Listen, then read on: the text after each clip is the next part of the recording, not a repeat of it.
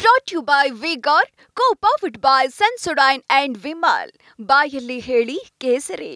ಮಾಜಿ ಕಾರ್ಪೊರೇಟರ್ ನಿವಾಸದ ಮೇಲೆ ಐಟಿ ರೇಡ್ ಆಗಿದೆ. ಮಾಜಿ ಕಾರ್ಪೊರೇಟರ್ ಗಂಗಾಧರ್ ಅವರ ಮನೆ ಮೇಲೆ ಆಗಿರುವಂತಹ ಒಂದು ರೇಡ್ ಇದು.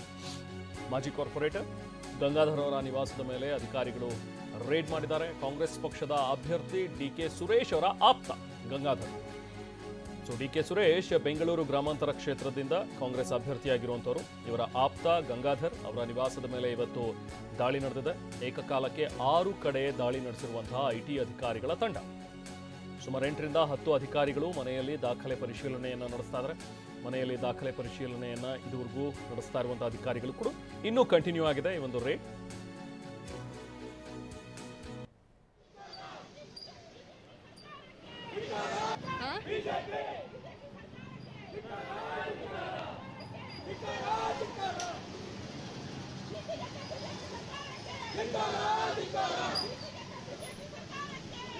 ಇವತ್ತು ಮಾಜಿ ಕಾರ್ಪೊರೇಟರ್ ಗಂಗಾಧರ್ ಅವರ ನಿವಾಸದ ಮೇಲೆ ನಡೆದಿರುವಂತಹ ಒಂದು ಐಟಿ ದಾಳಿ ಇದು.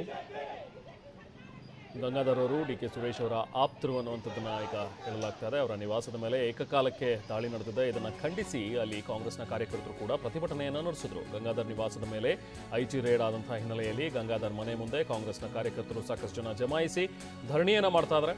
ಡಿಕೆ ಸುರೇಶ್ ಅವರನ್ನ ಟಾರ್ಗೆಟ್ ಮಾಡಿ ಅವರ ಆಪ್ತರ ನಿವಾಸದ ಮೇಲೆ ಈ ರೀತಿಯಾಗಿ ದಾಳಿ ನಡೆಸಲಾಗಿದೆ ಅಂತ ಹೇಳಿ ಪ್ರತಿಭಟನೆಯನ್ನು ಮಾಡ್ತಾ ಇದ್ದಾರೆ. ಡಿಕೆ ಸುರೇಶ್ ಆಪ್ತರ ಮೇಲೆ ಐಟಿ ದಾಳಿ ನಡೆಸೋದು ಇದು ಒಂದು ಷಡ್ಯಂತ್ರ ಅಂತ ಹೇಳಿ ಕಾಂಗ್ರೆಸ್ ಆರೋಪಿಸಿದೆ. ಪೊಲೀಸರ ಜೊತೆಗೆ ಕಾಂಗ್ರೆಸ್ ಕಾರ್ಯಕರ್ತರು ಸ್ವಲ್ಪ ಮಟ್ಟಿಗೆ ಅಲ್ಲಿ ವಾಗ್ವಾದ ಕೂಡ ನಡೆಸಿದ್ರು. ಬೆಳಿಗ್ಗೆ 6 ಗಂಟೆ ಸುಮಾರಿಗೆ ದಾಳಿ ಮಾಡಿದ್ದಂತಹ ಐಟಿ ಅಧಿಕಾರಿಗಳು ಗಂಗಾಧರ್ ಐಷಾರಾಮಿ ಮನೆಯಲ್ಲಿ ಪರಿಶೀಲನೆಯನ್ನು ಕೂಡ ನಡೆಸಿದ್ದಾರೆ. ಸತತ 8 ಗಂಟೆಗಳಿಂದ ಐಟಿ ಅಧಿಕಾರಿಗಳು ಶೋಧ ನಡೆಸಿದ್ದಾರೆ.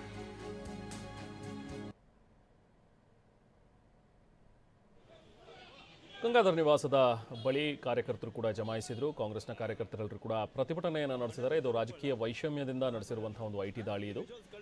ಅಷ್ಟಲ್ಲದೆ ಎಲೆಕ್ಷನ್ ಟೈಮ್ನಲ್ಲೇ ಇನ್ನೇನು 2 ದಿನ ಬಾಕಿ ಇದೆ ಈಗ ಚುನಾವಣೆಗೆ. ಅಂಥ ಸಂದರ್ಭದಲ್ಲಿ ಡಿಕೆ ಸುರೇಶ್ ಅವರ ಆಪ್ತರ ನಿವಾಸದ ಮೇಲೆ ಈ ರೀತಿ ದಾಳಿ ನಡೆಯುತ್ತೆ ಅಂತ ಹೇಳಿದ್ರೆ ಇದು ಪೂರ್ವ ನಿಯೋಜಿತ ಅಂತ ಹೇಳಿ ಆಕ್ರೋಶ ವ್ಯಕ್ತವಾಗ್ತಾ ಇದೆ. ಸ್ಥಳದಲ್ಲಿ ನಾವು ಪ್ರತಿನಿಧಿ ಪ್ರಸನ್ನ ಇದ್ದಾರೆ, ಮತ್ತಷ್ಟು ಡೀಟೇಲ್ಸ್ ಪಡೆಯೋಣ. ಪ್ರಸನ್ನ, ಇನ್ನೂ ಕೂಡ ಐಟಿ ದಾಳಿ ಮುಂದುವರೆದಿದೆಯಾ? ಏನು ಕಾರಣ ಇರಬಹುದು? ಈಗ 2 ದಿನಗಳ ಮಾತ್ರ ಬಾಕಿ ಇದೆ, ಚುನಾವಣೆ ಕೂಡ ಇನ್ನೇನು ಸಮರ್ಪಿಸ್ತಾ ಇದೆ. ಅಂಥ ಸಂದರ್ಭದಲ್ಲಿ ಈಗ ಗಂಗಾಧರ್ ಅವರ ನಿವಾಸದ ಮೇಲೆ ನಡೆದಿರುವಂತಹ ಈ ಒಂದು ದಾಳಿ ರಾಜಕೀಯ ಪ್ರೇರಿತ ಅಂತ ಹೇಳಿ ಅಫ್ಕೋರ್ಸ್ ಕಾಂಗ್ರೆಸ್ನ ಕಾರ್ಯಕರ್ತರು ಅಲ್ಲಿ ಪ್ರತಿಭಟನೆಯನ್ನು ನಡೆಸ್ತಾ ಇದ್ದಾರೆ. ಏನು ಮಾಹಿತಿ ಇದೆ? ರೆಹಮಾನ್, ಇಷ್ಟು ದಿನಗಳ ಕಾಲ ಅಭ್ಯರ್ಥಿಗಳ ಪರವಾಗಿ ಮತ್ತು ಪಕ್ಷಗಳ ಪರವಾಗಿ ಚುನಾವಣೆಯ ಪ್ರಚಾರ ನಡೀತಾ ಇದ್ರೆ ಎಲ್ರಿಗೂ ಗೊತ್ತಿರೋ ಹಾಗೆ ಇನ್ನು 2 ದಿನಗಳ ಮಾತ್ರ ಬಾಕಿ ಇದೆ. ಈ ಕೊನೆಯ ಕ್ಷಣದಲ್ಲಿ ಕಡೆಯ ಆಟದ ಸಂದರ್ಭದಲ್ಲಿ ಕಾಂಚಾಣದ ಕುಣಿತ ಕೂಡ ಜೋರಾಗಿರುತ್ತೆ. ಇದೇ ಕಾರಣಕ್ಕೋಸ್ಕರ ಇವತ್ತು ಬೆಳ್ಳಂಬೆಳಗ್ಗೆ ಐಟಿ ಅಧಿಕಾರಿಗಳು ಸಾಕಷ್ಟು ಕಡೆಗಳಲ್ಲಿ ದಾಳಿಯನ್ನ ನಡೆಸಿದ್ದಾರೆ. ಅದರಲ್ಲಿ ಪ್ರಮುಖವಾಗಿ ಡಿಕೆ ಸುರೇಶ್ ಮತ್ತು ಡಿಕೆ ಶಿವಕುಮಾರ್ ಅವರ ಆಪ್ತರ ಮನೆ ಮೇಲೆ ಐಟಿ ದಾಳಿ ನಡೆದಿರುವಂತದ್ದು. ಗಂಗಾಧರ್ ಮಾಜಿ ಕಾರ್ಪೊರೇಟರ್ ಅವರ ನಿವಾಸದ ಮೇಲೆ ಬೆಳ್ಳಂಬೆಳಗ್ಗೆ 6 ಗಂಟೆಗೆ ಐಟಿ ಅಧಿಕಾರಿಗಳು ಸುಮಾರು 8 ರಿಂದ 10 ಅಧಿಕಾರಿಗಳ ತಂಡ ಬಂದು ದಾಳಿ ನಡೆಸಲಾಗಿದೆ. ಕೇವಲ ಗಂಗಾಧರ್ ಅವರ ಮನೆ ಮೇಲೆ ಮಾತ್ರವಲ್ಲ, ಸುಮಾರು 6 ರಿಂದ 7 ಕಡೆಗಳಲ್ಲೂ ಕೂಡ ಈ ರೀತಿಯ ದಾಳಿಗಳಾಗಿದ್ದಾವೆ. ಎಲ್ಲರ ಪರಿಶೀಲನೆ ಮಾಡಲಾಗ್ತಾ ಇದೆ. ಕಾಂಗ್ರೆಸ್ನ ಅಭ್ಯರ್ಥಿಯಾಗಿರುವಂತಹ ಡಿಕೆ ಸುರೇಶ್ ಅವರ ಆಪ್ತ ಸಹಾಯಕನ ನಿವಾಸದ ಮೇಲೂ ಕೂಡ ದಾಳಿ ಮಾಡಲಾಗಿದೆ.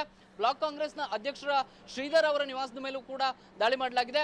ಶ್ರೀಧರ್ ಅವರ ಆಪ್ತ ಸಹಾಯಕನ ನಿವಾಸದ ಮೇಲೂ ಕೂಡ ದಾಳಿ ನಡೆಸಿರುವಂತಹ ಐಟಿ ಅಧಿಕಾರಿಗಳು ಇದೀಗ ಸತತ 8 ಗಂಟೆಗಳಿಂದ ನಿರಂತರವಾಗಿ ಪರಿಶೀಲನೆಯನ್ನ ನಡೆಸ್ತಾ ಇದ್ದಾರೆ. ಸಹಜವಾಗಿ ಐಟಿ ದಾಳಿ ನಡೆದಂತ ಸಂದರ್ಭದಲ್ಲಿ ಇದು ರಾಜಕೀಯ ಪ್ರೇರಿತ ಅನ್ನುವಂಥ ಮಾತುಗಳು ಕೇಳಿ ಬರ್ತವೆ.